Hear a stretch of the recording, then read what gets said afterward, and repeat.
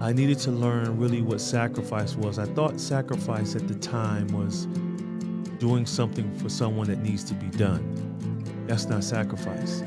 Biblically, sacrifice is doing something that someone needs done that you don't want to do. Welcome to the Crucible Project podcast. The Crucible Project is a nonprofit organization committed to creating a world of men and women who live with integrity, grace, and courage, helping them to fulfill their God-given purpose. This podcast will discuss important and sometimes difficult topics while delivering practical life applications with men and women who are currently practicing this work. We are igniting Christ-like change in men and women through experiences of radical honesty and grace. So everyone, today is part 2 of my interview and discussion with Jason Wilson. Man, healing from that trauma does not discount that there was trauma, right? Absolutely. Or wanting to move past it. I mean, the trauma was there. There's, for your mom, seeing a grandfather lynched, seeing or her father, right? Mm-hmm. Yes. And losing 2 sons and losing a marriage, that's real trauma. That is real. And you've got to work through that, and it's not discounted, and it's terrible. But it's the holding on to it that keeps us from moving forward and having the life that I think God has created to give to us. And it takes work to do that. So you got to the weekend, you're carrying this pain, you're tired. You got to the weekend and you were getting to do some work. How did God show up for you on that weekend? What did he give you? What did he teach you? What did you experience? It was almost like he tailor-made it for me. And I know the other men that were with me in my group got what they were supposed to get, but because here it is, I'm thinking I'm not a good leader. I don't have what it takes to lead men, and that was because of always hearing from my dad that I'm messing something up. It was seemingly never good enough. In his absence, as a child, our minds interpret. We can't process just yet. The brain doesn't mature until we're 25. And I'm interpreting his absence as that I'm not good enough. Right. And so that's what I experienced on Crucible weekend. And why I offer it as a resource in all of my books. I tell men to go, and Battle Cry, my second book, has drawn a lot of men to the Crucible, and they've benefited greatly from the ministry. And so I really believe in it, and which is why I'm very thankful. Yeah, that's so good. How did that healing then, man, help you become who you are now and to get to do the things that you're doing now?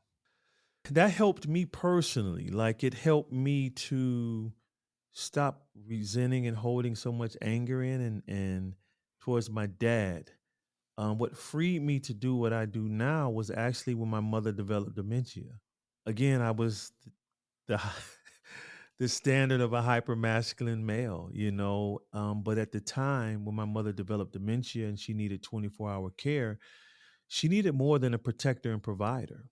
She needed a nurturer. She needed someone who was patient. When she would ask me a question 10 times, I had to be patient enough to answer it, 20 times if I needed to, without getting angry at her.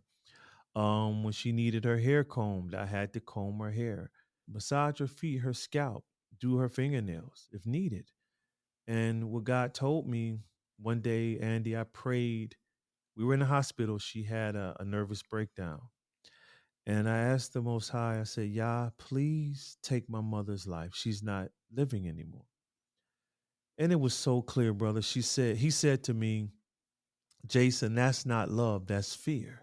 And so I needed to learn really what sacrifice was. I thought sacrifice at the time was doing something for someone that needs to be done. That's not sacrifice. Biblically, sacrifice is doing something that someone needs done that you don't want to do. That's what Christ did. He asked for that cup to be removed. But when he said nothing, and then Christ said, let your will be done.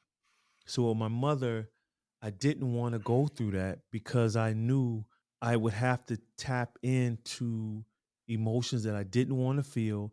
And then I had to be vulnerable, man, because I'm still training in martial arts, and I'm a father. I still teach in the cave, and CEO of a nonprofit. And I literally was about to break down because I was trying to still hold this image of just being strong 24/7. And I got to the place where I said, I can't do all of this. I'm just a human being. And I focused on my mom. When I did that, my prayer shifted from asking God to take her life to begging him to keep her. Mm. And that's when he said, "You got it. You are now a comprehensive man." And so I learned that being a man was more than just being strong and being a protector. It was being comprehensive. It was being all things that I needed to be so that I can be all things through Christ when he needed me. Yeah. And so that's what transformed me in the cave of Adullam. That video wouldn't have happened if my students would have never seen me cry. Prior Right. to 2013, I was just not a drill sergeant, but I was tough. But one training morning, Saturday, my wife comes into where we were training, and she looks at me and she says, "Mom just had another stroke." And I had to stop teaching and go to the hospital. And one of my students asked to pray over me. And at the time, he may have been like 8. So he got all the students gathered around me, and then the fathers came on the mat, and I just broke down crying. And that was the first time they saw me. After that moment, Andy, not only did my students start breaking free from emotional incarceration, their fathers did as well. Wow. And that's when I saw the power of being vulnerable. So if that wouldn't have happened, I wonder what my response would have been to Bruce in that viral video. Would I say, just suck it up and push through? You can't be weak. You can't be soft. Pain, no gain, you know? And what if he wouldn't have made it? That would have been traumatizing to him, like the hundreds of men that reached out to me during that time. And so, in short, it was me having to be tender with my mom and tapping into the other aspects of a man that God needed for me to learn in order to really bring a comprehensive healing to men and boys today.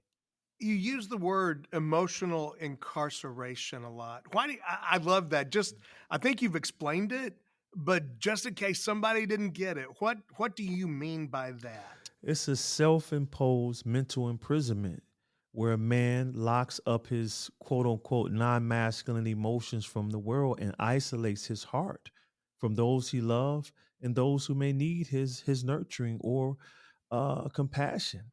And it's an apparent, like we think it's a safe space, but it's not. And what's even more interesting about this emotional incarceration, there is no way, nothing blocking us to keep us in. Every man knows this. I don't care if you think you're a warrior or if you think you're a wimp. Every man knows that at any given moment he can get up and flip the switch. We just get to the place where we get tired of flipping the switch. Yeah.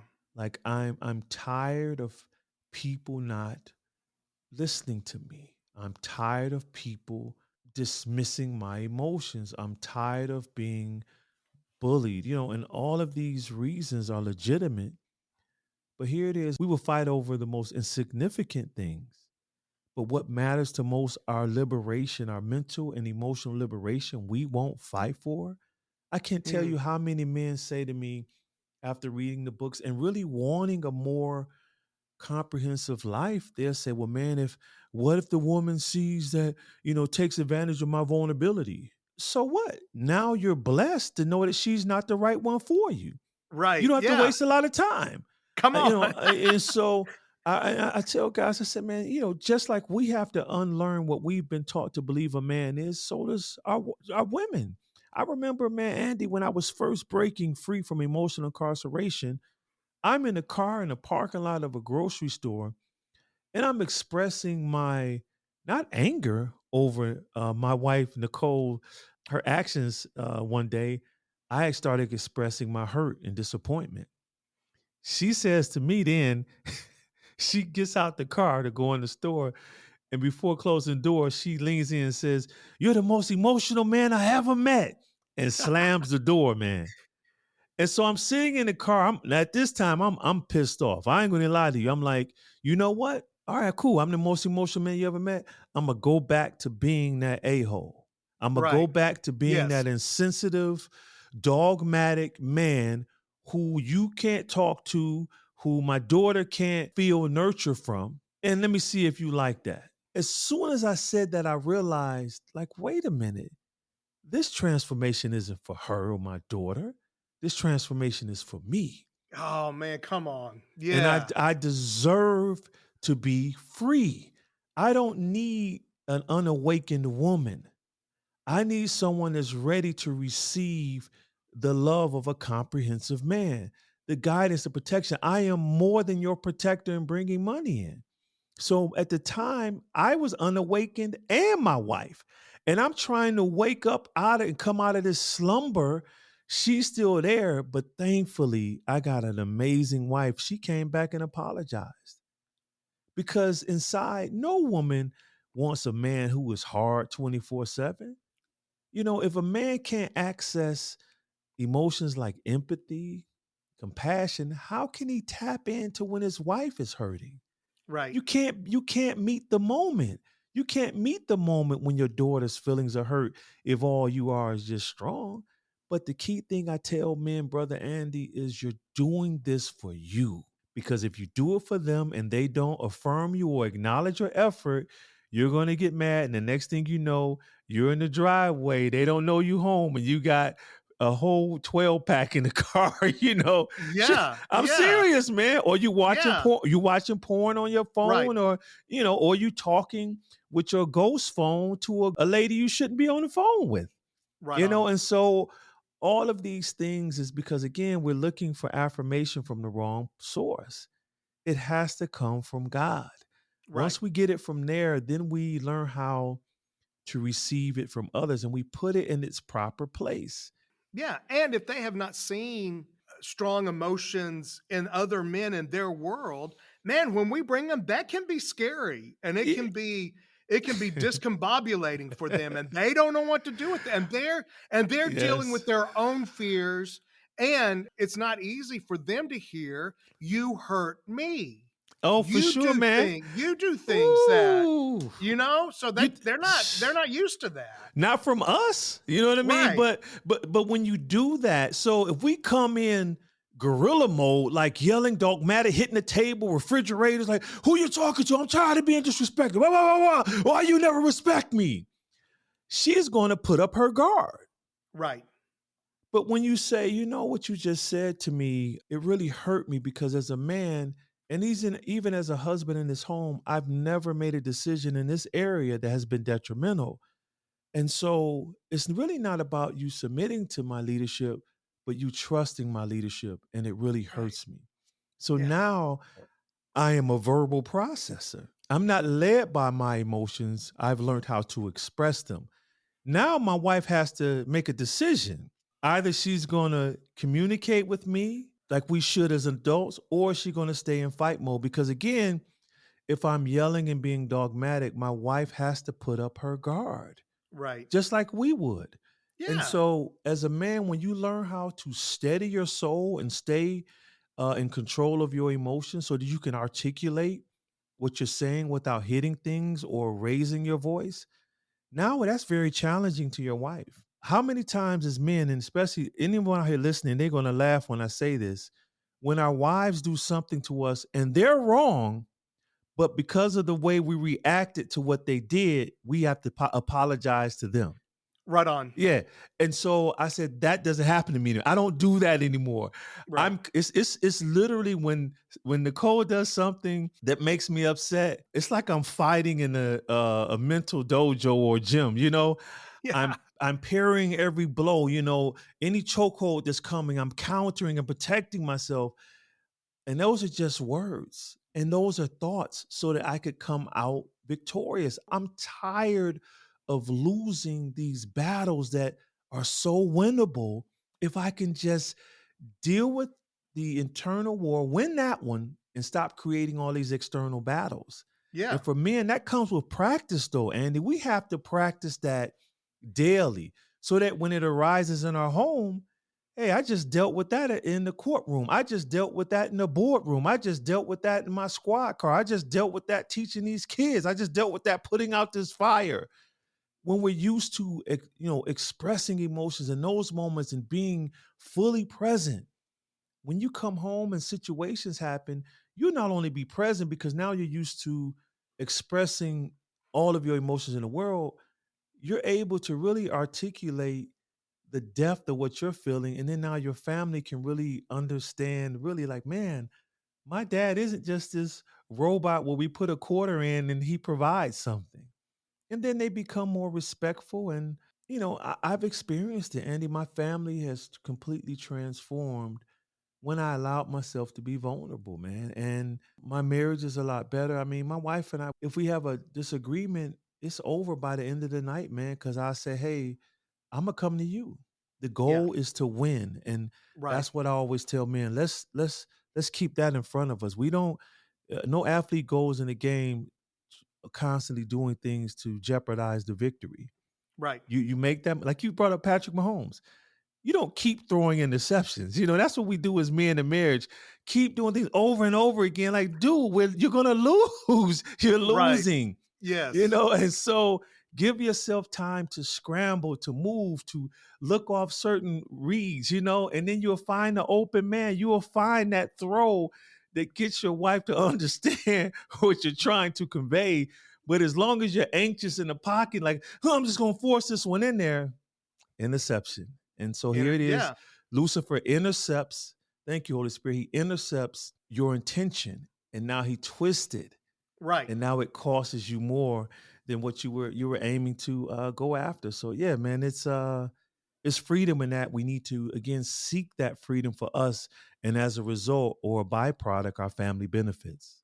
I love the quote, and I don't remember where I got this, either from the book or something else, but you said, "Emotions are great servants, but poor masters." Yeah, that's from one of my martial art instructors, Kajana Seshaweo. He would often say that because in fighting, he would beat men sparring because their pride would get in the way. And then because they're so angry, they left themselves open and he would just knock them out. And one of the lessons that I teach even to men is that when we're training and I say, how you feeling? I see they're gasping for air. They say, I'm tired. I'm tired. I said, when is the best time to be tired? And they'll say, I guess when I can lay down. I say, exactly. So that's the wrong emotion for this moment. So then we're shifting the way we think. And so that's what he means. If you allow an emotion to master you in the wrong moment, you become its slave. And then now, I could tell you how many times when I was training and I allowed the emotion of fatigue to win, I lost, man. But in life, when I've learned to rule that and give my best, so when I'm tired from my job, I get home, it's not time for me to be tired. It's time for me Right. to have energy. So then I said, hey, no, I got to shift this. I'm not tired now. I got a beautiful family. I need to be there. I just had a son. Let me give it all to him. And man, I exhausted and give everything in that moment. And then when it's time to go to sleep, I sleep. I tell men to work hard, but rest harder. That's good. Mhm. Man, this is so rich. I could go on and on and on. I know. But what's one more thing that you would just love to share from your heart to the listeners today? I love the comprehensive man stuff. The Mhm. comprehensive man, what you've learned that has helped you and your trajectory in life and helped you to navigate this world. Hmm. And that's a great question. It's so many. I would just say where I am now that allows me to move past my own insecurities. Still, at times, you feel like, man, am I good enough for this next level? Is understanding that I'm just human. Like Yeah. that right there. My psychotherapist, Timbro, told me many years ago be a human being, not a human doing. When I allowed myself to rest in who the Most High created me to be, I was finally able to gain the capacity to really live out who I was as a man of God. As long as I lived my life from accomplishments, the world's affirmations, even, I think Brother John Eldridge said, stop looking to your wife for a report card on your life. Oof. When I stopped that, and just wanted to please God and like man, like Paul says, I think it's Galatians 1:10, if I was trying to please man, I can't please God or Christ. I found like a true peace that passes understanding. And then when I discovered later that that peace is not an absence of conflict, but being in the midst of conflict, stress, and adversity, but still being calm at heart, that's when I truly started living. And then lastly, I would tell men, who would ask, like, how do you become a comprehensive man? Run to the areas in your life that make you feel vulnerable. Mm. Typically, when I talk to men, it's especially like an aging parent, mother or father that has been there, or a caregiver, or nanny, uncle that really needs them, but it really hurts them deep when they're around them. Or one father told me it was his nephew who struggles with autism, but he needed a patient man because his sister didn't. The father wasn't there in his nephew's life. Going to that area made him cry many times in his car. Made him develop patience and compassion and empathy. And those areas, those are the moments that God uses to shape us as men, that break us. That's one thing I left out, Andy. I shared and cried like a man. I prayed one day for the Most High to break me because I was no longer running from him, but I wasn't running to him. I was walking, towards him, but I wasn't running. And I asked him, I said, can you please break me? Because if not, my will stay in your way.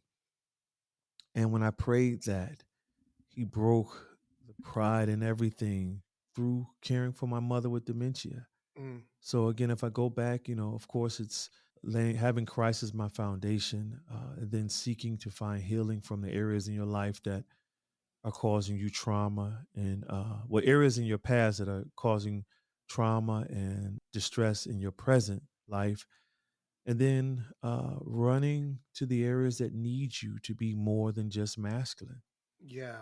And every man will find that, whoa, wait a minute, I have a capacity much deeper than I ever expected. It will literally transform your life, man. It changed my life, and the men that are around me who know me personally, I've seen God move when a man is willing to lay down what he thought a man was and learn really what a biblical man is. And so that's what I would tell men, fight for it. Like our women, what was the saying? A woman's place is in the kitchen. She couldn't open a bank account and couldn't be a judge or go to Ivy League schools. I can go on and on and on. They refuse to allow a society to define them. Yeah. But for some reason, we as men, we've allowed this world to define us, to lock us into this role Oh, wow. Yeah. of just being two things. Right. And as a result, we've become mentally unhealthy. And I can close on this, brother. I use the analogy of the pit bull terrier, which is one of my favorite breeds. I would say maybe 30 years ago, this breed was only known for being a protector and a fighter. That's what people typically, unfortunately, bought and bred this animal for. As a result of it only being two things, it became very unstable and was banned in more cities than any other dog breed in this country. Thankfully, many animal rescue groups started taking in the pit bull terrier to change this narrative. And we eventually discovered that this dog is not only an awesome protector, but he's an amazing family dog, Yeah. lover, compassionate. And so that's what happened to us as men. Society and the world has locked us into this role of being a protector and a provider. But when you allow a man to really live from his full humanity, this world would completely transform. Right. Yep. And so that's all I would say, and start the journey. Yeah. Man, we didn't even talk about what the cave of of a Adullam. Dullam is. And so, Yeah. so guys, there's information out there. You can go find that. It's great. Yeah. And I love the training and the work that you're doing there, transforming young men's lives. It's fantastic. Just They can actually, I want to, real quick, you gave me a moment to shoot in. That was yeah, good. yeah. If they want to learn more about the Cave of Adullam, they could visit savingboys.com. But even more, there's a documentary the actor Lawrence Fishburne executive produced on my life called The Cave of Adullam, and it's on ESPN Plus, and they can watch it. Yes. It's very powerful. Man, Jason, thank you so much. This has been so good. This has been a pleasure. Thank you for being here again, folks. A Battle Cry, Cry Like a Man. Just so many resources out there that I'd love for you to look at. Thank you for being here. Yeah, thank you, Andy. I just pray our conversation is a blessing to the listeners, man. I do as well. All right. Thank you, folks. For more information about our weekends, please go to thecrucibleproject.org. Or if you're ready to get started on your transformational journey right now, you can connect with one of our Crucible certified coaches for a free 30-minute session at thecrucibleproject.org/coaching. That's thecrucibleproject.org/coaching. If you like what you heard, connect with us on Facebook, Instagram, and Twitter. Rate and review wherever you are listening, and don't forget to subscribe on your preferred podcast platform. Thank you for listening.